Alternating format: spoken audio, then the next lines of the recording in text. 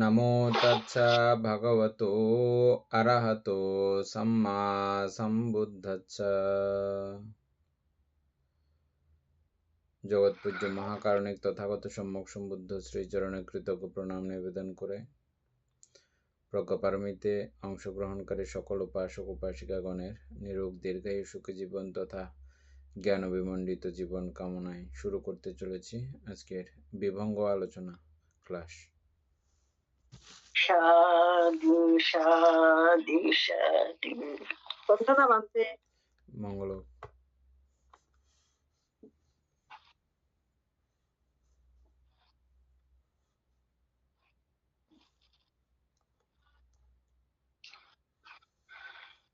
উপাসক শুরু করেন।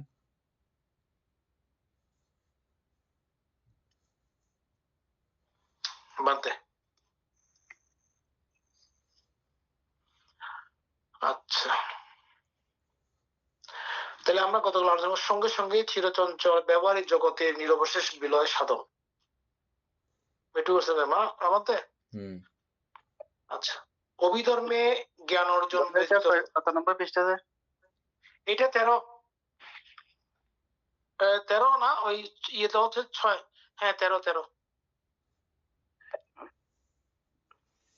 বন্দনা বানতে মঙ্গল। অভিধর্মে জ্ঞান অর্জন ব্যতীত কেহ প্রকৃত ধর্ম দেশক হতে পারে না।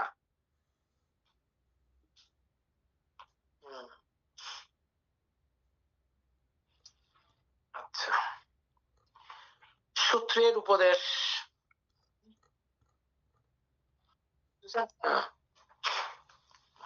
সূত্রের উপদেশ, প্রাণী বধে বিরত থাকো, ইয়া অকুশল দুঃখ বিপাকী। প্রমাণ। সূত্র নীরব। প্রমাণের বেলায় সূত্র কোনো প্রমাণ দিতে পারবে না। অভিধর্ম ইহার সন্তোষজনক প্রমাণ দেবে। সূত্রের উপদেশ, প্রাণীবোধে বিরত থাকো, ইহা অকুশল দুঃখ বিপাকী। প্রমাণ সূত্র নীরব। কিছু বলতে পারবে না। অভিধর্ম ইহার সন্তোষজনক প্রমাণ দেবে। অভিধর্ময় মানব জাতির সেই আদি কালীয় কিরূপে এই অনুসন্ধিৎসাকে সন্তুষ্ট করেছে এবং ভারতের ওই আর্য শ্রেষ্ঠের মুখে ধ্বনিত করিয়েছে। গাহকারকা দিক্টোসি পুনঃগেহাং না কাহাসি। কারণ মননশীলতার চরম পরিণতি এই অভিধর্ম। তাই তৃতীয় পিটক দুর্বগাহ কিন্তু অনবাগাহ নহে। বাদে পরে যাবো নাকি? এখানে আপনার মিউট হয়ে গেছে। বাদে আমার মিউট হয়ে গেলে রেকর্ড কিন্তু হবে না। আপনি আগে কিছু বলছিলেন? বলছিলাম তো না, তাহলে কিছু আপনার দিকে প্রশ্ন করছি, দেখছি আপনার মিউট। তারপরে আর একটা বারুদ না 13 পিস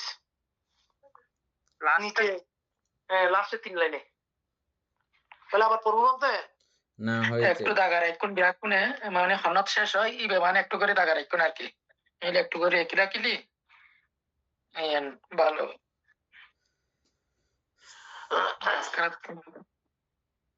আচ্ছা, আবার পড়বো বলতে না পড়তে লাগবে না, একটু একটু করে এমনি আলোচনা করে চলে যায়। এমনি না বোঝার তো কোনো কিছু হয় নাই না।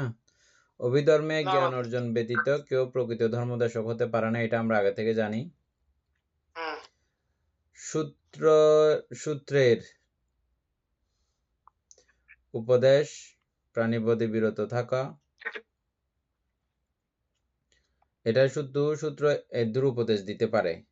প্রাণীবধ করলে দুঃখ বিপাক প্রদান করবে, এটা পর্যন্ত বলতে পারে। কিন্তু কেন দেবে, কি কারণে দেবে, কিভাবে দেবে, এগুলো কোনো কিছু আর সূত্র পিটকের বলতে পারবে না।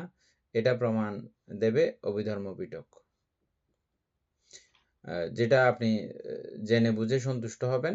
তবে এই জানা বোঝা সকলের পক্ষে সম্ভব না। বানতে এখানে একটা কথা বলা হয়েছে দুরবগাহ, কিন্তু অনবগাহ নহে। হ্যাঁ হ্যাঁ দুরবগাহ ঠিক আছে, কিন্তু অনবগাহ মানে বুঝবে না এমন না। এমন নয়। হ্যাঁ তবে আমরা এটা পড়তে পড়তে বুঝলাম যে এটা সকলের পক্ষে পড়া ধারণ করা, পড়াও মানে সম্ভবের বাইরের বিষয়। বানতে এত লম্বা সময় দিয়ে যে এটা পড়বে, একটা জিনিস বুঝতেও দেখলাম যে প্রাথমিক অনেক কিছু পড়াশোনার ব্যাপার আছে। প্রাথমিক মানে এটা পড়া পর্যন্ত আসতে হলে। বানতে তো সুতরাং সবকিছু মিলিয়ে ঠিক আছে না? দুরবগাহ ঠিক আছে, কিন্তু অনবগাহ নহে। অবশ্যই বোঝা যাবে।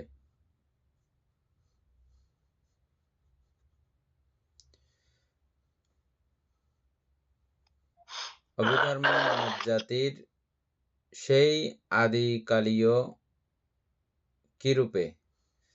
অভিধর্মই মানব জাতির সেই আদিকালীয় আদিকালীয় কিরূপে? কথাটা বুঝছেন? মানে অভিধর্ম কোনো আজকের না, এটা চিরপুরাতন এবং চিরনতুন, চিরপুরাতন। এটা কখনো কি নয়, একদম সেই অতীতকাল থেকে এটা মানে চলে আসতেছে এটা। কি রূপে লিখছে যে বানতে, মানে বর্তমান যেরকম আগে সেরকম ছিল সেটাই তো, তাই না? না না, কিরূপে লিখছে যে মানে এটা মানব জাতির সেই আদিকালীয় কিরূপে, এটা অভিধর্ম তো আদিকালীয়, হ্যাঁ বুঝছেন? এটা কি রূপে এটা এখন বলবে আর কি। এখন ওইটা যেটা হুম, কি রূপে এই অনুসন্ধিৎসাকে সন্তুষ্ট করেছে এবং ভারতের ওই আর্য শ্রেষ্ঠের মুখে ধ্বনিত করিয়েছে গাহাকার দিট্টোসি পুনঃগেহাং না কাহাসি। কারণ মননশীলতার চরম পরিণতি এই অভিধর্ম। বুঝছেন? আর্য শ্রেষ্ঠের মুখে ধ্বনিত করিয়াছে মানে কে? বুদ্ধের মুখে এই কথা ধ্বনিত হইয়াছে, বুঝছেন? বুদ্ধের মুখে বলতে, হ্যাঁ। গাহকারক দিঠ্ঠোচি, গৃহকারককে দেখিয়াছি। পুনঃগেহাং না কাহাচি, পুনঃ দেহ আর বানাইতে পারবে না।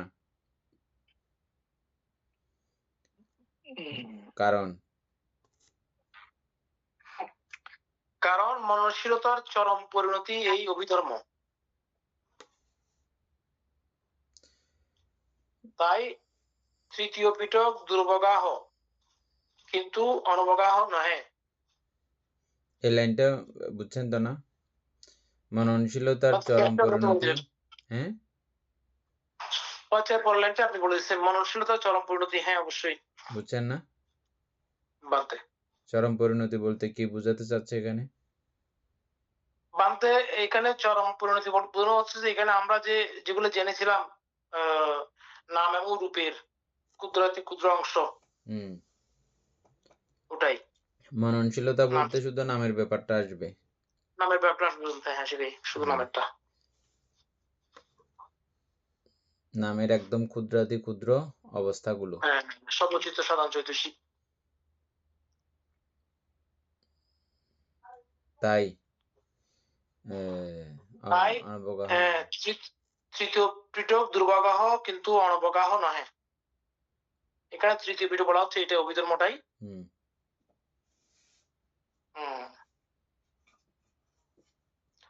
আচ্ছা, অবশ্য যে কোনো বিষয় শিক্ষা করতে হলে, এটা আপনি বলে দিচ্ছেন মাত্র, সেখানে আমি আর বুঝছি না একটু। অবশ্য যে কোনো বিষয় শিক্ষা করতে হলে প্রাথমিক বাধাসমূহ অতিক্রম করতে হয়। এখানেও তদ্রূপ, সেজন্য সাধনা আবশ্যক। শীল সম্পন্নতা, সংলগ্নতা ও একনিষ্ঠ সাধনাই মূল কথা।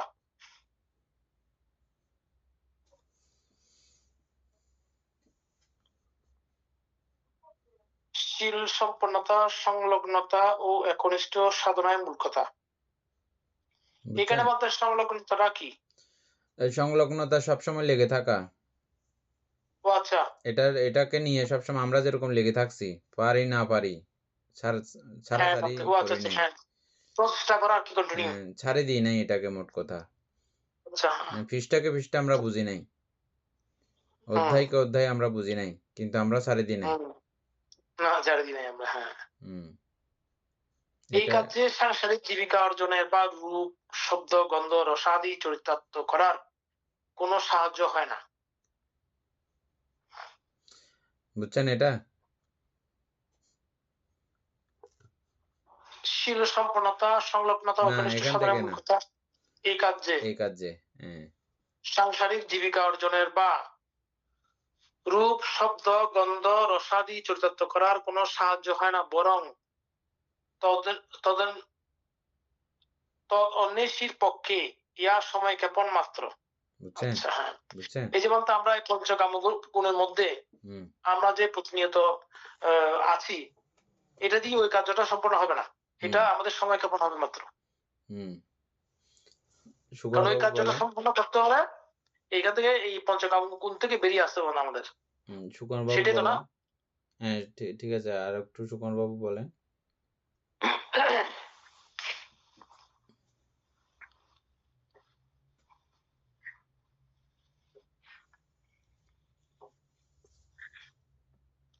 বানতে এখানে তো ওই বলতেছে যে সাংসারিক জীবিকা অর্জনের জন্য, মানে আমরা যে রূপ, শব্দ, গন্ধ, রসাদি, মানে তো এই যে এই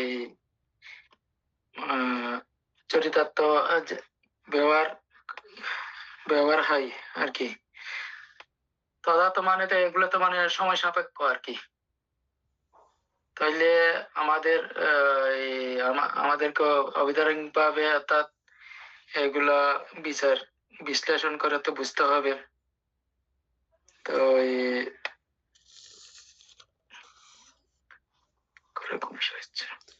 হয়েছে। রিঙ্কুরও বলতে পারবেন?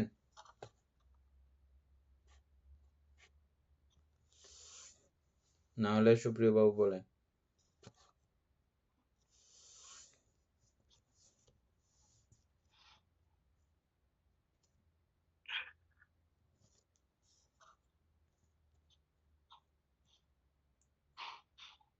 খুলতেছে না কেউ।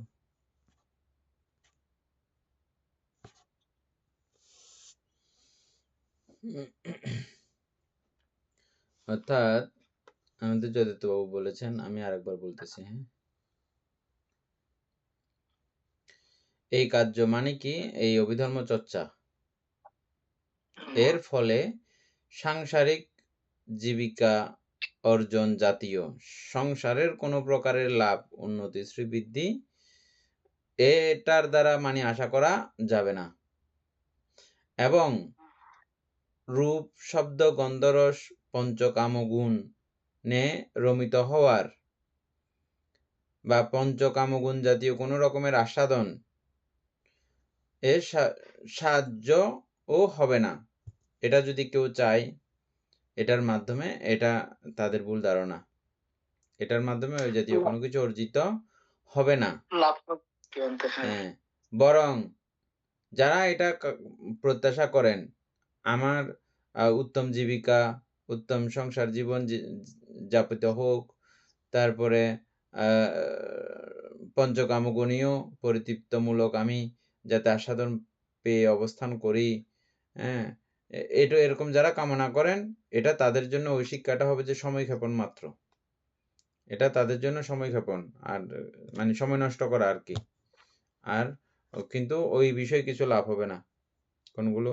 সাংসারিক কোনো সুখ, শান্তি, স্বস্তি এবং পঞ্চকামগুণে রমণীয়তা অবস্থা, ওটা কিছু পাবেন না। এ কথা বুঝছেন? তা আমি এটা দাঁড় করাইছি আরেকটা কারণে। এই কথা ঠিক আছে, কিন্তু প্রাথমিকভাবে এটা যখন আপনি শুরু করবেন, বুঝছেন, আমাদের সম্পদ রক্ষিত হওয়ার জন্যে, সম্পদ যেটা আছে, যেমন আছে, যা আছে, ওটাকে রক্ষণাবেক্ষণ করার জন্য আমাদের কি দরকার? শীল দরকার। শীল না থাকলে আপনার যে সম্পদগুলো আছে বর্তমানে, যেটার কারণে আপনি সুস্থ, ভালো, সাবলীলভাবে জীবনযাপন করতেছেন, ওটা আপনার থাকবে না। ওটা হারিয়ে যাবে। তো সেই দৃষ্টিকোণ থেকে চিন্তা করলে এই ধর্মচর্চা বা এই অভিধর্ম আয়ত্ত করা, এটা কিন্তু আমাদেরকে সরাসরি এটাকে কাজ দিচ্ছে না, ঠিক আছে, কিন্তু আল্টিমেটলি ভাবে আমাকে সর্বাত্মকভাবে আমার যেটা ন্যূনতম প্রয়োজন, এটা কিন্তু আমাকে দিতে সাহায্য করে। আমি যেটা লাইন লেখা আছে এটার উল্টোটা বললাম আবার, মানে দুই দিক থেকে যাতে আপনারা বুঝতে পারেন। হ্যাঁ, এটা ঠিক আছে অবশ্যই। কারণ আমরা যদি সংসার জীবন থেকে এই পঞ্চকামগুলো না থাকলে আমরা তো এটা সম্পর্কে ধারণা করতে পারবো না, এটা পড়তে পারবো না। আমি বলছিলাম এটা গভীরের কথা। আমি বলছিলাম ওইখানে যখন আমরা মার্গাদি লাভ করতে গেলে তখন ত্যাগ করতে হবে। তা না হলে সম্ভব নয়। হ্যাঁ, সেটা বলছিলাম। তারপরে এমনি কথার লাইনটা হচ্ছে যে জাস্ট আপনি এটা সংসারে মানুষের জন্যই না, এটা মানে এরকম, মানে লাইনটা অনেক সময় ওদিকে নিয়ে যাবে, সেজন্য আমি খোলা করে বলে দিলাম। বরং তখন বেশি যারা এগুলো অন্বেষণ করে তাদের জন্য সময়ক্ষেপণ মাত্র হবে। তাহলে সময়ক্ষেপণ হলে তো তাহলে আমি সময়ক্ষেপণ করবো কেন, এটা বলে তারা মুখ ঘুরিয়ে ফেলবে। তেমনটা না হওয়ার জন্য। যাই হোক, আপনারা যারা এগুলো এই কথাগুলো অত্যন্ত গুরুত্বপূর্ণ, বুঝবেন না যারা ভালো করে লাইনগুলো আবার জিজ্ঞেস করলে আমরাও আপনাদের কারণে একটু আলোচনা হলো, না হলে তো পরে চলে যাচ্ছে। আমরা কয়েকজন কিন্তু খুব সুন্দর করে বুঝতেছি, আশা করি অনেকেই বুঝতেছেন। তারপরেও যদি বিশেষ মনে হচ্ছে যে এই জায়গাটা একটু আলোচনা করলে আর একটু সুন্দর বুঝবো বোধহয়। যেমনটা এই লাইনটার কথা আপনারা ভেবে দেখেন। এই লাইনটা এক একজন এক এক রকম করে বুঝেছেন, আলোচনা করার পরে আরেক রকম মোটিভ হলো না এখন এরকম, ঠিক আছে। তারপরে সুতরাং শীল সম্পন্ন না হলে কেউ দর্শন আলোচনায় সংলগ্ন স্বভাব ও একনিষ্ঠ হতে পারে না। সুতরাং মানে এখানে সেহেতু শীল সম্পন্ন না হইলে কেহ দর্শন আলোচনা মানে কি? বুদ্ধের মতো দর্শন নয়। বুদ্ধের মতো দর্শন নয়, উপরে আরো দর্শনের উপরে দর্শন তো আছে, মানে দর্শন পর্যন্ত সীমাবদ্ধ না। দর্শন তো আছে, এগুলো আমরা যেগুলো এগুলো করতেছি এগুলো দার্শনিক কথাবার্তা। এগুলো আমরা করতেছি, আমরা ওই পর্যন্ত দেখে ফেলতেছি না, দেখতেছি না আমরা। দর্শন মানে হচ্ছে যে ওটা দেখা, খুব সূক্ষ্মাণুসূক্ষ্ম বিষয় দেখার কার্যকেই বলা হয় দর্শন, বুঝছেন? তো কিন্তু দেখেই এখানে সমাপ্ত নয়। দেখে আপনি ওই বরাবরে কাজ পর্যন্ত যাওয়া এবং কাজে গিয়ে এই কাজেরও সমাপন করা হচ্ছে যে আমাদের বৌদ্ধ ধর্মের মূল লক্ষ্য, উদ্দেশ্য। দর্শনটা এমনি দর্শন ঠিক আছে, বৌদ্ধ ধর্ম দর্শন সেটা ঠিক আছে, কিন্তু ওখানে এটার সমাপ্তি না। তারপরে আচ্ছা, প্রাথমিক বাধাসমূহ অতিক্রম করার পর ক্রমিক অগ্রসরের সঙ্গে সঙ্গে বিস্ময় মাখা প্রীতি রসে ও অভূতপূর্ব জ্ঞানের আস্বাদে শিক্ষার্থী হৃদয় মন উত্তরোত্তর আপ্লুত হতে থাকে।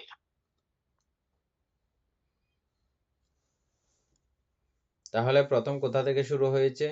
শীল সম্পন্ন হতে হবে।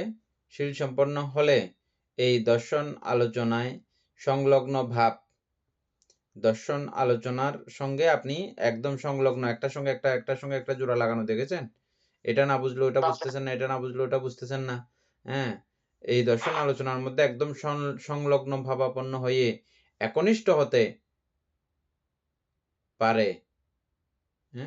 সংলগ্ন ভাবাপন্ন সম্পন্ন হলে, না হলে বস্তু এটা। আচ্ছা, আপনি বলছেন ঠিক আছে বলতে, ভাবাপন্ন হয়ে একনিষ্ঠ হতে পারে না, ওইটা হচ্ছে শীল সম্পন্ন না হলে। যারা শিলা দিয়ে আচরণ করতে পারেন না ওদের জন্য নয়। হ্যাঁ, হ্যাঁ, হ্যাঁ। আচ্ছা হ্যাঁ, আমি উল্টো বুঝে গেছি। না আচ্ছা। আপনি বলছেন ঠিক আছে, আপনার আমি ঠিক বলছি আছে, যে আমি তো ঠিক আছে। না বলেন নাই। হ্যাঁ। আপনি শীর্ষপন্ন হয়ে দর্শকের জন্য সংলগ্ন সব বলছেন যে ঠিক আছে, এটা আপনার ঠিক আছে। তারপর হচ্ছে যে প্রাথমিক বাধাসমূহ অতিক্রম করার পর, প্রাথমিক বাধা কি আছে? প্রাথমিক বাধা আমাদের অনেক কিছু ছিল না, বুঝতেছি না, বুঝবো না, এ জাতীয় ছিল না অনেক কিছু, বা সময় বের করতে কষ্ট হয়ে যাচ্ছে, সমস্যা হয়ে যাচ্ছে, অনেক কিছু বাধাবিঘ্ন গণ্ডি আজকে আপনারা এদূর পর্যন্ত ক্লাস করতেছেন যে না, হ্যাঁ এটার জন্য অনেক বাধাবিঘ্ন আসছে না। অবশ্যই প্রাথমিক বাধা হচ্ছে এখানে আমি যেটা মনে করি সেটা হচ্ছে আমাদের মনের, আমাদের মনের যে বাধাটা, মনের যে মানে এটা প্রতি শ্রদ্ধা সম্পন্ন যদি না হয় তাহলে এটা প্রাথমিক বাধা বলতে। এটা আমি আমার কাছে বলতেছি, বাকিটা জানি না সবার কি অবস্থা। তারপরে এটা বাধাসমূহ অতিক্রম করার পর ক্রমিক অগ্রসরের সঙ্গে সঙ্গে আমরা ক্রমিকভাবে আস্তে আস্তে আস্তে করে অগ্রসর হয়েছিলাম। খুব আরামদায়ক ছিল না, খুব কষ্টকর ছিল তো না? একটা লাইন না বুঝলে, একটা বিষয় না বুঝলে কত কষ্ট আমরা পাইতাম না? এই রনি বড়ুয়া ঢুকতে পারতেছে না বলতেছে। হ্যাঁ এবার আমি কল দিচ্ছি। ঢুকছেন তো মনে হয় প্রথমেই। হ্যাঁ ঢুকছে। তারপরে অগ্রসর হওয়ার সঙ্গে সঙ্গে যখনই বোঝা শুরু হয়েছিল, এখানে যে কথাগুলো আছে দেখেন, বিস্ময় মাখা প্রীতিরস, আমরা বিস্মিত হয়েছিলাম না? যতবার যত লাইনগুলো জানতেছি, যত পেজে যাচ্ছি, বিস্ময়, আমাদের এক অভূতপূর্ব আনন্দ উৎপন্ন হয়েছে না? প্রীতি উৎপন্ন হয়েছে না? জানার যে প্রীতি, আগ্রহ ছিল। হ্যাঁ এই জানার প্রীতি কিন্তু আপনি জীবনে অনেকগুলো বই পড়েছেন আরো, বিদ্যা শিক্ষার কারণে, স্কুলে পাশ করার কারণে। এই প্রীতি কিন্তু কোথাও পেয়েছেন বলে আপনার মনে হচ্ছে?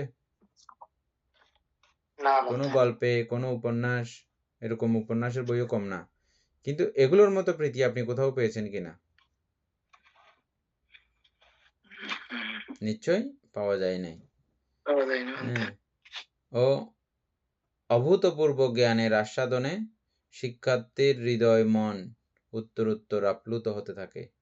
একদম প্রতিক্ষণে ক্ষণে এটা যতবার চিন্তা করি, যতবার ভাবি, ততবার আনন্দে উৎফুল্ল হয় আমাদের হৃদয় মন।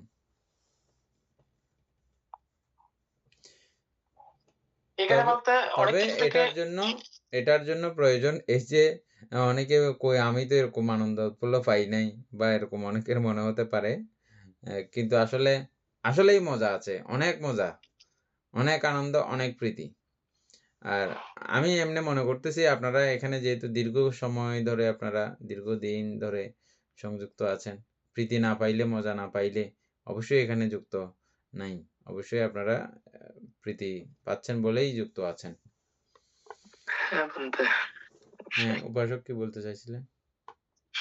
আমি বলছিলাম যে আমাদের দৈনন্দিন জীবনের অনেক কিছু থেকে আমার কিছু কিছু টুকটাক বিষয় হালকা পাতলা উপশম সুখ যেটা হয় সেটা আমি পাই। আমার সেই কারণে আমি বলতে এটা কন্টিনিউ মানে করার চেষ্টা করতেছি আর কি। অনেকে করতে চাচ্ছি না জানি না, আমি সেই কারণে এখান থেকে আমি বিরত থাকতে চাচ্ছি না।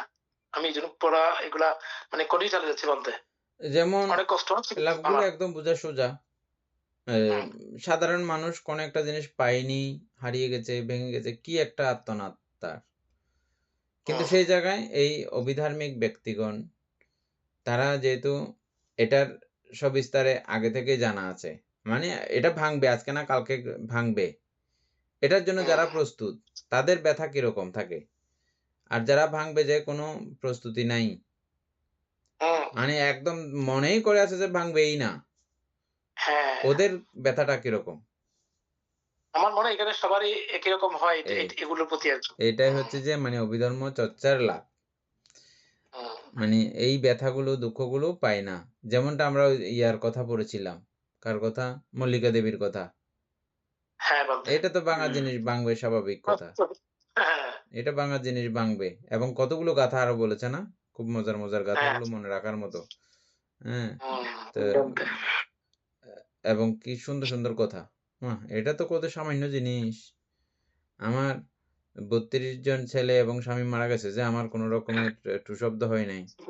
কারণ ওরা মরার জিনিস ভাঙার জিনিস ভেঙে গেছে। খুব মজার হ্যাঁ একটা বিষয় ছিল এখানে। হ্যাঁ, হ্যাঁ বউগুলোও যার যার বাড়িতে শেষে চলে গেছে। মল্লিকা দেবীও হুম, মল্লিকা দেবীর বাড়িতে চলে গেছে। মানে এটা প্রার্থনা করে বর নিচ্ছে বলতে। সবকিছু জিরো হয়ে গেল। না, বর নিছে যে হ্যাঁ ইয়ার জন্য, মানে তাদেরকে যেন মারা না হয়। হ্যাঁ অর্থাৎ বন্ধুর সেনাপতি সহ ওনার ছেলে সবগুলোকে মেরে ফেলছে না? এখন রাজারা হুম, অনেক সময় কি করে, তাদের বংশ পর্যন্ত কাউকে রাখে না। কোনো সময় আবার ধ্বংস করে দেয়। মানে আক্রমণ করতে পারে। এজন্য বংশ পর্যন্ত রাখে না। বংশের স্মৃতিচিহ্ন পর্যন্ত রাখবে না। এরকম। হুম, তো এখানে যেহেতু ওর স্ত্রীগণ ছিল, ওদের থেকে বাচ্চা-কাচ্চা যদি হয় আবার, হ্যাঁ? তখন তাদেরকে যদি আবার বলে, তাইলে আবার মেরে ফেলবে না এইজন্য। এজন্য হুম, রাজার কাছে মানে বর চাইছিল যে তারা, আমরা যেন নিরাপদে আমাদের যার যার বাবার বাড়িতে ফিরে যেতে পারি। আমাদেরকে যেন কেউ মেরে না ফেলে।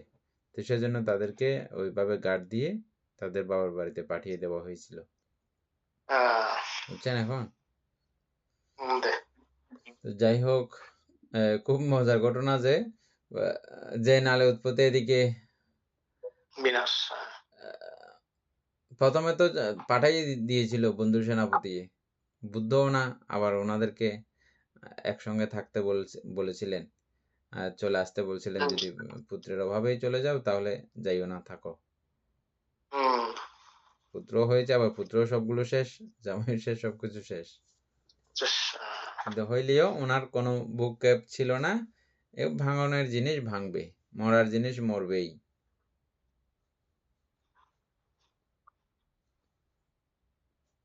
তারপরে বাস্তবিক হনলুলুর অবস্থান।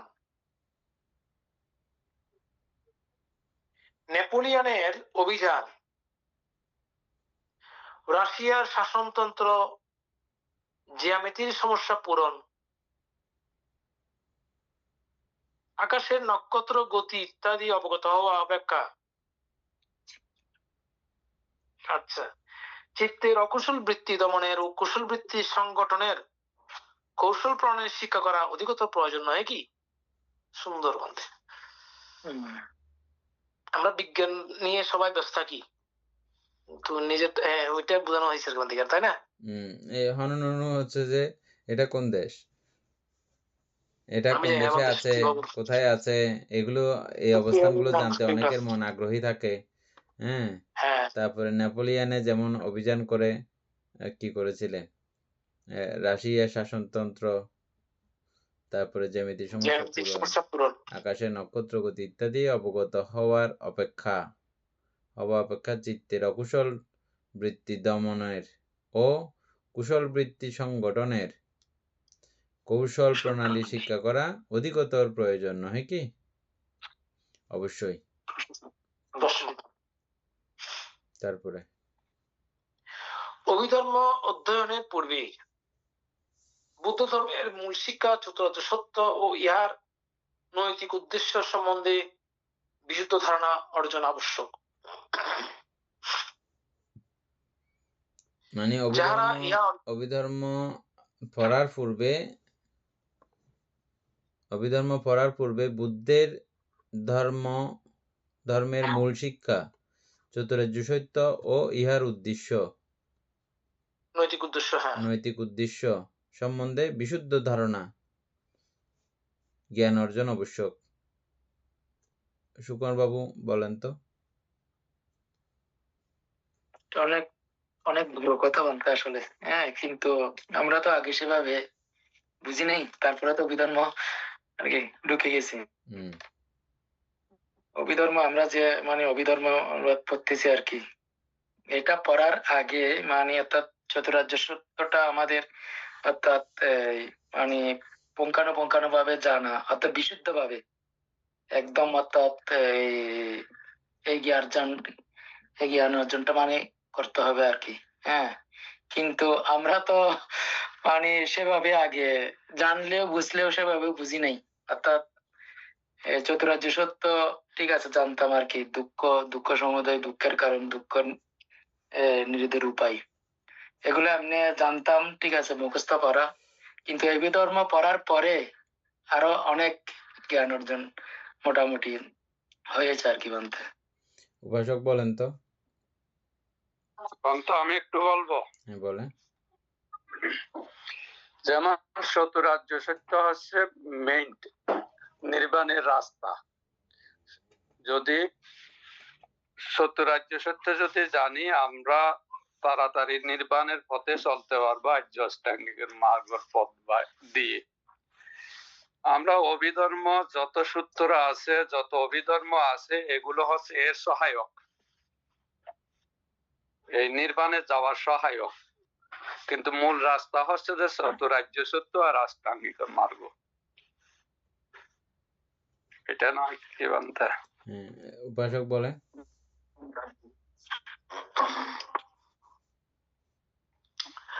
বার্তা, হ্যাঁ অবশ্যই ঠিক আছে, তো সবকিছু ঠিক আছে। আমি একটু করে আর একটু করতেছি, দেখি চেষ্টা করি। এখানে বলা হচ্ছে অভিধর্ম অধ্যয়নের পূর্বে বুদ্ধ ধর্মের মূল শিক্ষা। হ্যাঁ, বুদ্ধ হয়েছেন এই চতুরার্য সত্যকে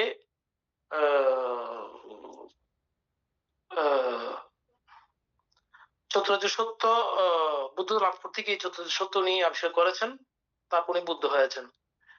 হ্যাঁ, চতুরার্য সত্য আর্যষ্টের মার্গ, এটা হচ্ছে মূল শিক্ষা। এই মূল শিক্ষায় আমাদের অবতরণ করতে হলে এই শিক্ষা দিয়েছেন, এটার উদ্দেশ্য সম্বন্ধে আমাদের জানতে বলতেছে। এখানে কিছু ধারণা অর্জন আবশ্যক, কিন্তু এই অর্জনটা করতে হলে আমাদেরকে এই অভিধর্মের মাধ্যমে এই অর্জনটা আমরা পরিপূর্ণ করতে পারবো বলে আমি মনে করছি। মনে হয় এটাই উনি ইন্ডিকেট করেছেন। দুঃখ কি, দুঃখ সমুদয়।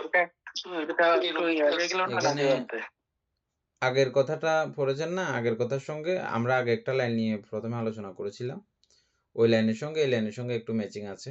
আমি আপনাদেরকে ইয়ে করে বলতেছি। বনভান থেকে কোনো বিশিষ্ট তার পুরনো বন্ধু এসে বলেছেন, এটা পড়তে পড়তে হঠাৎ মনে পড়ছে, এটা সেম কথা বুদ্ধও বহুজনকে বহুভাবে বলেছেন। তো বনভান থেকে আমরা সবাই পূজা করি, শ্রদ্ধা করি। বনভান্তের কথা বললে আমাদের বেশি মনে থাকবে। সেজন্য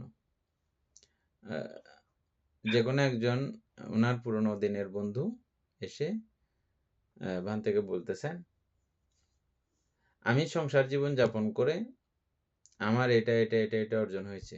গোয়াল ভরা গরু, বিশাল বাগান বাড়ি, ফুতনাতি থেকে কারো কোনোটা অভাব নাই, সব কিছু এবং মানে পরিপূর্ণ আমি পেয়েছি।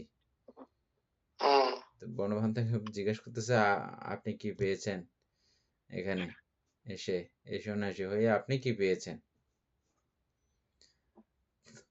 তারপরে ভান্তে বললো যে আমি তো কোনো কিছু পাই নাই, আমি তো অনেক কিছু হারিয়ে ফেলছি। তারপরে কিন্তু ওই মানুষটাকে ওগুলো কিছু বোঝানো যায় নাই। পরবর্তীতে আমাদেরকে ভান্তে এগুলো এটা নিয়ে প্রায় সময় বলতেন যে এই বিষয়টা, এই ধর্মটা আচরণ করা পাওয়ার জন্য না, হারানোর জন্যে। কি হারানোর জন্যে? লোভ দেশ মোহ হারানোর জন্যে, হারিয়ে ফেলার জন্যে। এবং সংসার বন্ধন, সংসার আসক্তি, এটা হারানোর জন্যে। তাহলে ওই মানুষকে এমনি বুঝাইতে পারে না, যা বলছে আর কি, উনি যা বোঝার বুঝছে। বলছে যে আমি আসছি যে এখানে ইয়া করার জন্য, হারিয়ে ফেলার জন্য। এই তফাৎ ব্যবধান সেম এই কথার মধ্যে আছে, দেখেন। মানে বৌদ্ধ ধর্মের মূল উদ্দেশ্য, লক্ষ্য কি? হারানো, ত্যাগ করা, গ্রহণ করা না। বুঝছেন? তাহলে আমাদের অভিধর্ম অধ্যয়নের মূল উদ্দেশ্য, লক্ষ্য কি? লোভ দেশ মোহ হারানো। এটাকে কেন্দ্র করে আমরা যদি পার্থিব জিনিস কিছু আশা করি, ওই আগের যেটা লাইন পড়ছিলাম, বুঝছেন, আগেও ছিল সেম একটা কথা। কোনটা যে উপাসক সুকুমার বাবু, যাই হোক, তো ওই উদ্দেশ্য নিয়ে যদি কেউ যদি এটা করে তাহলে তার সে মূল উদ্দেশ্য বৌদ্ধ ধর্মের বা চারিয়ে যশত্বের নৈতিক উদ্দেশ্য সম্পর্কে ওনার কোনো বিশুদ্ধ কোনো ধারণা নাই। ওই পঞ্চকাম গুণের কথা বলছেন, হ্যাঁ, পঞ্চকাম গুণের কথা বলছি। বুঝছেন? তো বলছে যে ওটা যদি মানসিকতা থেকে থাকে তাহলে এই জ্ঞান ওনার আয়ত্ত হবে না, আয়ত্ত করা সম্ভব না, ওরকম মানসিকতা নিয়ে কেউ যদি করে। এবার দেখেন, অভিধর্ম অধ্যয়নের পূর্বে তাহলে মূল শিক্ষা, মূল বিষয় চতুরার্য সম্পর্কে নৈতিক উদ্দেশ্য সম্বন্ধে বিশুদ্ধ ধারণা জ্ঞান অর্জন আবশ্যক। হ্যাঁ, এটা আগে আপনাকে এটা জানতে হবে। আরেকটা কথা, এটা পড়লেই কেউ চতুরার্য সম্পর্কে বিশুদ্ধভাবে জানতে পারে। এটা না পড়লে চতুরার্য সম্পর্কে পার্থিবভাবে বিশুদ্ধভাবে জানার কোনো উপায় আর নাই। তথাপিও বুদ্ধের একটি কথা আমার গুরুভান্তে বেশি লালন করতেন, একদম দেওয়ালে টাঙায় রাখতেন। এটা বুঝছেন, আমাদের প্রতিষ্ঠানে কখনো গেলে দেখবেন পাহাড়তলী অরণ্য বিদেশন ভাবনা কেন্দ্রের মধ্যে, এখন আছে কিনা জানি না লেখাগুলো, তবে থাকার কথা। জ্ঞান ছাড়া ধ্যান হয় না, ধ্যান ছাড়া জ্ঞান হয় না। বুঝছেন, এই কথাটা পরিপূর্ণভাবে সব জায়গায়। এই কথাটাও সেই কথারই পরিপূরক। মানে আপনার এই চতুরার্য সত্য জ্ঞান প্রাথমিকভাবে কিছু না থাকলে, বুদ্ধের আদর্শ নৈতিকতা সম্পর্কে প্রাথমিক কিছু ধারণা না থাকলে এই গ্রন্থ অধ্যয়ন করতেও আপনি যেতে পারবেন না। সেটাই আর কি বলতে, বুঝছেন, কারণ এখানে সব নাম রূপের আর কি, রূপের বেশি কথা। অর্থাৎ দুঃখ সম্পর্কে খুব চরমে না জানলেও মোটামুটি আপনার জানতে হবে, স্থূলভাবে হইলেও, মোটাভাবে হইলেও আপনাকে জানতে হবে। এটাতে ক্রমে আস্তে করে সূক্ষ্ম থেকে সূক্ষ্ম জানতে থাকবেন, বুঝতে থাকবেন। জ্ঞান অর্জন আবশ্যক। যাহারা ইহা অর্জন করেছেন তাহারাই অভিধর্ম পাঠে উপকৃত হতে পারবেন। বুঝছেন, যারা ওই উদ্দেশ্য লক্ষ্য নিয়ে বা প্রথম উদ্দেশ্য লক্ষ্যগুলো পূরণ করেছেন তাহারাই এই অভিধর্ম পাঠে উপকৃত হতে পারবেন। যারা এই উদ্দেশ্য লক্ষ্য থাকবে না তারা অভিধর্ম পাঠে উপকৃত হবেন না। অর্থাৎ লোভ ক্ষয়ের, হিংসা ক্ষয়ের, অজ্ঞান ক্ষয়ের উদ্দীপনা, আকাঙ্ক্ষা, ইচ্ছা থাকতে হবে। থাকলেই আপনি এটা পরে ওই যে প্রীতি, মজা, আনন্দ যেগুলো বললাম না, এগুলো তখন পাবেন যে আপনি যে উপশম সুখের মজা পাচ্ছেন, এটা উপশম সুখ অসাধারণ একটা বিষয়। মানুষের প্রাপ্তিতে খুশি হয়ে যায়। আর উপশম সুখ এটা শুধু জ্ঞানীগণের বিবেচ্য, জ্ঞানীগণের উপাদেয়, জ্ঞানীগণের উপভোগ্য বিষয়, সাধারণ কোনো বিষয় না, এবং গৌরিক বসনধারী সন্ন্যাসীগণের উপভোগ্য বিষয়। এটা আপনি যে কথাটা বলেছেন আর কি, উপশম সুখ ভোগ করতেছি। হ্যাঁ, সবাই আমরা যে জায়গায় পার্থিব সুখ নিয়ে মহাব্যস্ত, সে জায়গায় আপনি মহা নিবৃত্তির সুখ, উপশম সুখ পাই কি কেউ? মার্গ লাভ করার আগে এটা পাওয়ার কোন রাস্তা ওয়ে আছে কি? মার্গ লাভের উপশম আর এই উপশম তো এক সমান নয়। এক সমান নয়, তবে কাছাকাছি। এটা হচ্ছে ব্যবহারিক আমাদের, কাছাকাছি, এবং এটা খুব দূরেরও না। হ্যাঁ, ওটা হয়তো স্থায়ীভাবে একটা ব্যাপার হয়ে গেছে, কিন্তু আমরা যখনই এটা চিন্তা করে নিজেকে প্রবোধ দিয়ে ফেলবো, এটা ওই ক্ষণের জন্য, ওই চিত্তের জন্য এটা প্রবোধ নয় কি, উপশম নয় কি? তাহলে ওটা যে উপশম হলো, আমি ওই সুখটাকে আমি পাই নাই? অবশ্যই এটা পাওয়া যায়। অর্থাৎ আপনি এই মার্গ জ্ঞান লাভের পূর্বেও এটা যখন জানবেন, বুঝবেন, তখন এটা এই উপশম সুখ পাওয়ার একটা ব্যাপার কিন্তু হ্যাঁ, আমাদেরটা স্থায়ী না। আমরা যখন এটা চিন্তা করতে পারি, যখন এটা মিলিয়ে নিতে পারি, তখন এটা আমরা চিত্তে প্রবোধ পাই। নাইলে হাউ মাউ করে কতক্ষণ কান্নাকাটি করি বা হাসাহাসি করি, লাফালাফি করি।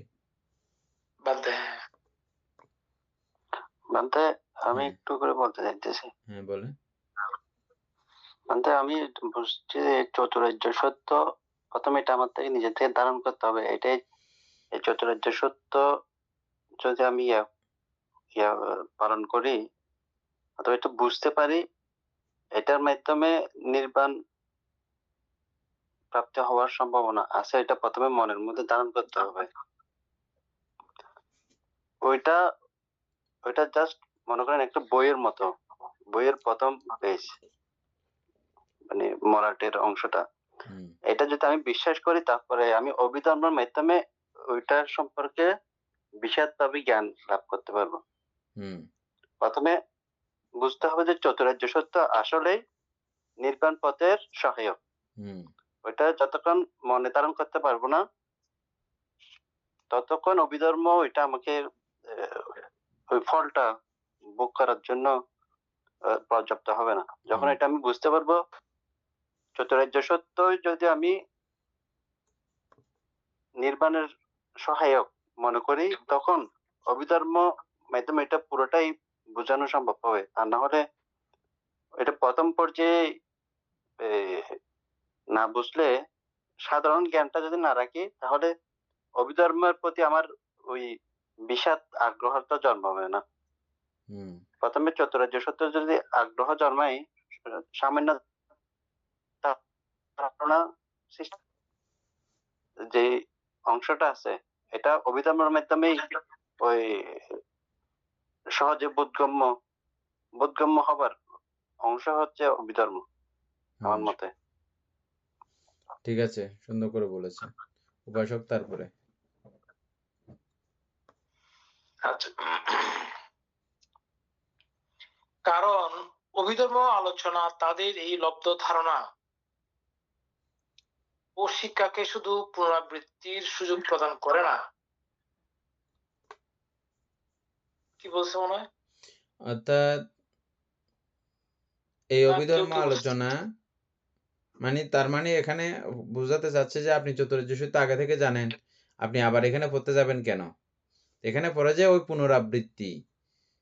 পুনরাবৃত্তি হয় আমাদের ওই বিষয়টাকে নানাভাবে, নানা রূপে, নানা ইয়াতে। আমরা যেমন অনেকে চতুরার্য সত্য সম্পর্কে মোটামুটি একটা ধারণা আমাদের ছিল না, বলতে কিন্তু ওই বেসিক ধারণা বিষয়টাকে আছে সবার সূক্ষ্ম অবশ্যই। থেকে সূক্ষ্মতর ভাবে আপনি আবার পরবর্তীতে জানতে পারতেছেন, বুঝতে পারতেছেন।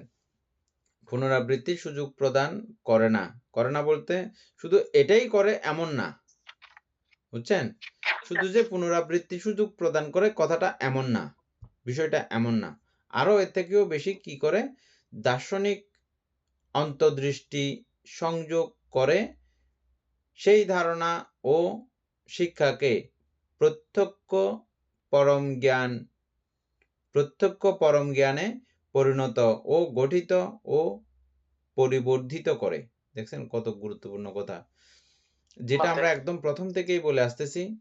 অভিধর্ম এমন একটা গ্রন্থ, পরিয়ত্তি যদিও বা, কিন্তু পরিয়ত্তির সঙ্গে সঙ্গে এটা প্রতিপত্তি সহ এক সহযোগে আচরিত হয়। কথাটা বলছিলাম আমরা প্রায় সময় না, এই কথাটা এখানে এই পূর্ণতা পেয়েছে লাইনটা দিয়ে। দেখেন ভালো করে, হ্যাঁ বলতে বুঝছেন না পুরা?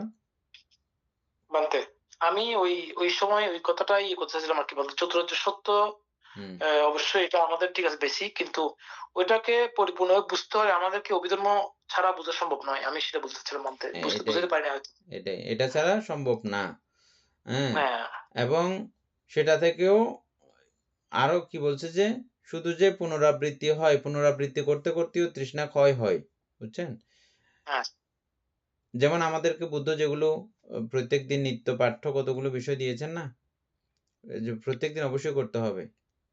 ব্রতকর্ম যেরকম প্রত্যেকদিন করতে হবে, খাওয়া, ঘুম, তারপরে অন্যান্য সহ্যকর্ম আদি যেগুলো প্রত্যেকদিন যেরকম করতে হবে, এরকম আমাদেরকে নির্দিষ্ট কিছু ব্রতকর্ম আমাদেরকে দেওয়া আছে, যেগুলো আবৃত্তি করার মাধ্যমে তৃষ্ণা দমিত থাকে।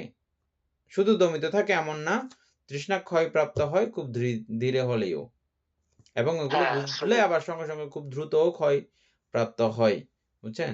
এটা তো এখানে ওই বিষয়গুলো এই চতুরার্য সত্যের বিষয়গুলো, চতুরার্য সত্যের বাইরে তো কোনো কথা নাই, সব কথাগুলো না চতুরার্য সত্যই, কোনো সত্য নেই। এর বাইরে কোনো কিছু হ্যাঁ নাই। বাস্তব।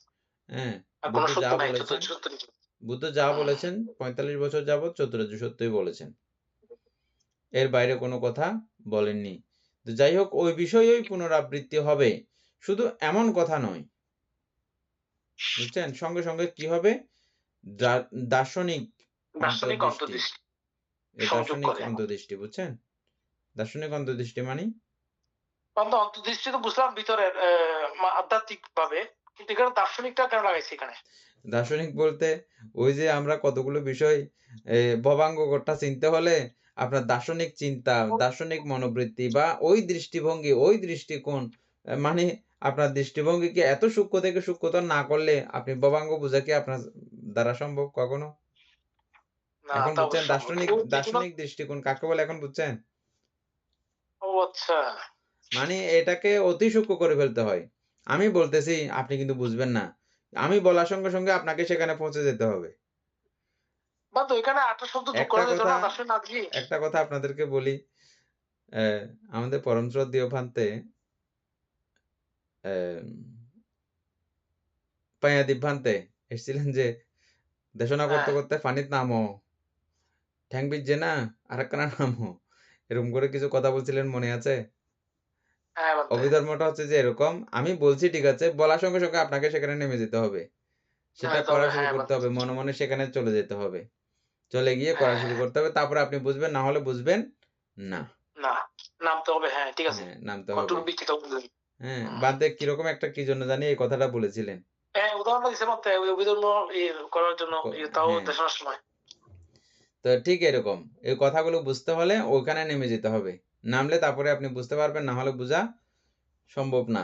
এটাকে বলা হয় অন্তর্দৃষ্টি, অন্তর্দৃষ্টি হ্যাঁ বান্তে এবং বলতে কি দার্শনিক বুঝলাম, আমি ওই মনোবৃত্তি। দার্শনিকটা হুম, করার প্রশ্ন করছিলাম বলতে। এখন বুঝছেন না দার্শনিক কি জিনিসটা? হ্যাঁ কিন্তু সরাসরি আমার আপনি প্রশ্ন হচ্ছে এটা বলতে, দেখে চলে আসা, মানে আপনি আপনি সরাসরি ওই জায়গাতে গিয়ে আপনি বুঝে দেখে চলে আসতে হবে। দেখা, দর্শন মানে তো দেখা না। দেখা মাত্র ওইখানে 8টা শব্দ দেওয়া যেত না, ওটা ওটা বাদ দিয়ে না, অর্থাৎ এটা হচ্ছে যে আপনি অভিধার্মিক সরাসরি ভাবে। দেখে আসবেন জিনিসটা, এটা ঠিক কি না। আচ্ছা বলতে হ্যাঁ, দার্শনিক, দার্শনিক শব্দটা কি আবিধার্মিক নাকি এমনি দার্শনিক হচ্ছে আপনি যে মানে বিশেষ করে যারা খুব এরকম সূক্ষ্মাণুসূক্ষ্ম বিষয় নিয়ে সবসময় দর্শন করে? আচ্ছা আলোচনা গবেষণায় রত থাকেন, গবেষক বৃন্দকে আর কি, যেকোনো এরকম সূক্ষ্মাতি সূক্ষ্ম বিষয় নিয়ে যাদের মতবাদ প্রকাশ করেন, ওই জাতীয় ব্যক্তিত্বদেরকে তো আমরা দার্শনিক বলি না, বুঝছেন এখন? হ্যাঁ বলতে ঠিক আছে। আরো বুঝবেন ভালো করে, আমাদেরকে চ্যাট জিপিটি সুন্দর করে বুঝাই দেবে। উপাসক সুপ্রিয় বাবু, আপনি একটু করে বের ওই করতে থাকেন, আমরা দার্শনিকের আবিধানিক শব্দ হ্যাঁ এটা একটু হয়তো করে বের করে দেখেন। দিবেন, প্রশ্নগুলো আচ্ছা, উনি বের করে দেবেন। আচ্ছা তাও হ্যাঁ। হ্যাঁ মানতে আলোচনা করি তো আমরা। এই দার্শনিক অন্তর্দৃষ্টি সংযোগ করে, এটা পড়তে পড়তে আমরা এই যে ওখানে কথার সঙ্গে সঙ্গে ওখানে চলে যেতে হবে, এটা কিন্তু আমাদের এমনি এমনি অটোমেটিক ভাবে তৈরি হয়ে গেছে, এটা পড়তে পড়তে, খেয়াল করেছেন? বলতে এই বিষয় পড়তে শুরু করলেই আপনার দার্শনিক মনোবৃত্তি তৈরি হবেই, কারণ এটা দেখতে হলে, বুঝতে হলে ওই দার্শনিক মনোবৃত্তি ছাড়া আপনি এটা দেখতে পারবেন না এবং বুঝতেও পারবেন না। এ এবং অন্তর্দৃষ্টি, সহযোগে অন্তর্দৃষ্টি বলা হয়েছে তো, বুঝছেন? বলতে অন্তর্দৃষ্টি মানেই দার্শনিক, দার্শনিক সংযোগ মানেই করে। অন্তর্দৃষ্টি। দুটাই কাছাকাছি ব্যাপার। সংযোগ করে ওই ধারণা, মানে এই বইয়ের সমস্ত পড়াগুলো আপনাকে এই দার্শনিক অন্তর্দৃষ্টি সংযোগ করে এবং শিক্ষাকে প্রত্যক্ষ পরম জ্ঞানে পরিণত করে। আপনি যা যা শিখেছেন ওই শিক্ষাগুলোকে পরম জ্ঞানের আপনাকে জ্ঞানী বানিয়ে দেবে। প্রত্যক্ষ পরম জ্ঞানে পরিণত মানে করবে। আমরা এতদিন দুঃখটাকে এভাবে জেনেছিলাম, কিন্তু আপনি যখন এটার চরমে গিয়ে দেখলেন যে প্রত্যেকটা বিষয়, প্রত্যেকটা মুহূর্ত, প্রত্যেকটা ক্ষণে এত দ্রুত থেকে দ্রুততর সময়ে এগুলো ভাঙা শুরু করছে, এখানে গড়নের চিন্তা কিভাবে মাথায় আসে আবার? প্রতিনিয়ত তো ভাঙতেছে যে না, প্রতিনিয়ত তো অনিত্য হতে যাচ্ছে, অনিত্য হয়ে চলেছে। তো সেখানে আমরা সুখের কথা কিভাবে আবার চিন্তা করতে পারি, বুঝতে পারি? তাহলে এটা চিরন্তন দুঃখ, নিতান্তই দুঃখ, কখনো কোনোভাবেও সুখ বলার কোনো উপায় নাই। তাইলে এই জিনিসটা আমরা আগে এমনি পড়ার মধ্যে দিয়ে পড়েছিলাম, কিন্তু এটা ক্রমান্বয়ে আপনি চিত্তের এই সূক্ষ্ম অবস্থাতে গিয়ে যখন দেখলেন যে এই ভাঙন প্রক্রিয়া, তাহলে এটা কি হলো? পরম জ্ঞানে রূপ নিল। এটা ক্রমিক, কিন্তু এই পরম জ্ঞান বলা হয় মূলত শ্রোতাপত্তি মার্গ লাভের পর থেকে, কিন্তু এর আগে থেকেও এগুলো আপনার পাওয়া স্টার্ট হয়ে যায়, এই পরম জ্ঞানের সঙ্গে পরিচয় হওয়া শুরু হয়ে যায় একটু একটু করে আর কি। পরিণত গঠিত ও পরিবর্ধিত হয় ক্রমান্বয়ে, এটা আবার বাড়তে থাকে ওই জ্ঞানটা। আজকে যেমন আজকের চর্চা, আজকের অনুশীলনে যেমন, কালকের অনুশীলনে তেমন না।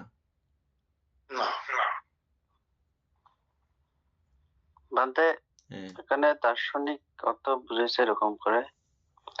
দার্শনিক অর্থ হলো কোন বিষয় বা শব্দের গভীর, মৌলিক ও নীতিগত তাৎপর্য।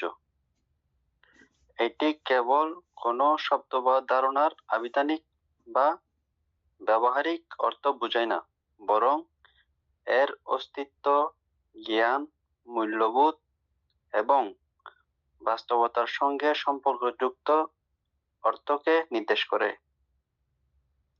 এটা দুইটা লাগবে না, এদের মধ্যে কমপ্লিট হয়েছে আশা করি। আমরা যেটা বলতে চাইছি আশা করি সবাই বুঝছি ওইটা না। চ্যাট আমাদের থেকে ব্যতিক্রম না।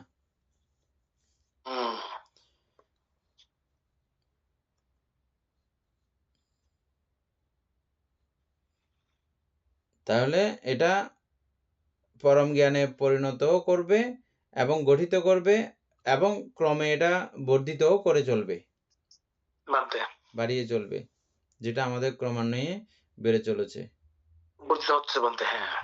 তারপরে অভিধর্মে উচ্চ শ্রেণীর সাহিত্যের সুস্বাদু ও পুষ্টিকর উপকরণ সঞ্চিত আছে।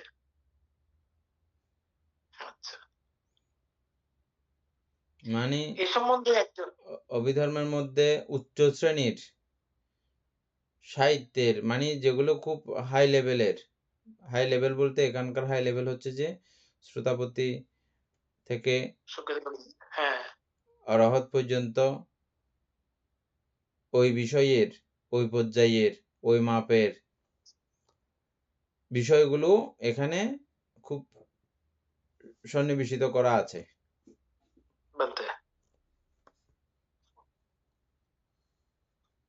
সুস্বাদু পুষ্টিকর উপকরণ, খাবার জিনিস না,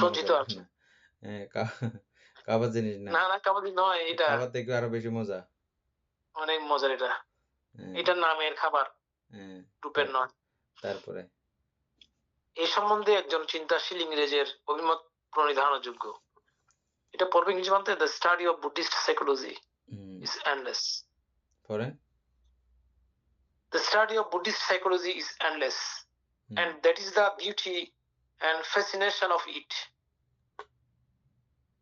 Throughout, it is the same as science. There are always fresh channels of thought to be investigated by the aid of the fundamental laws. The more one learns, the more one finds greater material for work, and the more one studies the system, the more does one find its far-reaching demonstrations of explanations. কি অসাধারণ কথা, বুঝছেন? আসলে এদের এগুলো একদম খুব মানে সাবলীল ভাষা, এগুলো বুঝবে না এরকম কোনো নাই। মানে আপনি আমাদের বইগুলোতে যেরকম একটা মানে কঠিন থেকে কঠিনতর মানে পর্যায়ে চলে গেছে, বুঝছেন? এই লাইনগুলো দেখেন কত সাবলীল করে দেওয়া হয়েছে না প্রত্যেকটা লাইন? ইজি করে দিছে বলতে। একদম ইজি। এগুলো মানে আমার মনে হচ্ছে যে ছোটখাটো আম ক্লাস 7, 5 পরে যে বুঝে এরাও বুঝে মানে বলতে, হ্যাঁ বুঝে যাবে জিনিসটা। মানে বুঝে বলতে। বুদ্ধের মোটিভ, বুদ্ধ আসলে কি বলতে চেয়েছেন। কোনো জটিলতা নাই। বাংলাতে যতটা জটিলতা আচ্ছা আমরা বাংলা বুঝি বলে রস পাচ্ছি যে কিন্তু আসলে। বুঝছেন? কিন্তু বলতে। এগুলো হচ্ছে যে সকলের জন্য। এই জাতীয় লেখাগুলো সকলেই রস পাবে। হ্যাঁ? দেখেন ছোট কথার মধ্যে কি একটা অ্যা অসাধারণভাবে লিখে ফেলছে অল্প কথাতে।